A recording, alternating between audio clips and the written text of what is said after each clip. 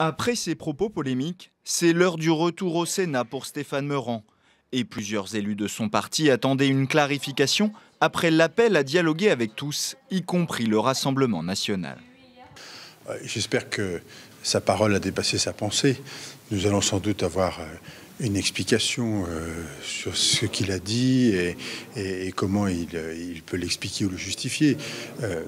Nous sommes, en tous les cas, pour ce qui me concerne, pas en accord avec ces déclarations. Mais pas de vrai débat, simplement une déclaration préalable du président du groupe, Bruno Retailleau, qui désapprouve des propos qui n'engagent pas le parti et appelle chacun à veiller à ne pas déclencher de polémiques inutiles.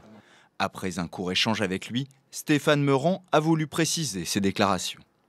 On est bien obligé d'ouvrir les yeux et de dire les choses, sinon c'est d'autres qui les diront à notre place. Moi, c'est la ligne que je défends, c'est qu'il n'y a pas d'alliance ni de pacte avec le Front National.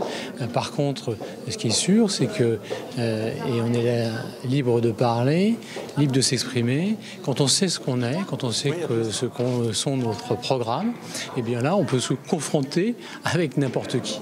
Stop au politiquement correct, revendique le sénateur, mais ses collègues n'ont pas hésité à le mettre en garde sur tout rapprochement avec le parti de Marine Le Pen.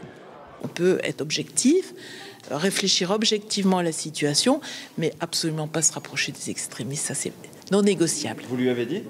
Je lui ai dit, mais je pense qu'il n'y a pas que moi qui vais lui dire. Moi, je fais partie du bureau politique LR, et je pense que tout le bureau est absolument d'accord avec ma position.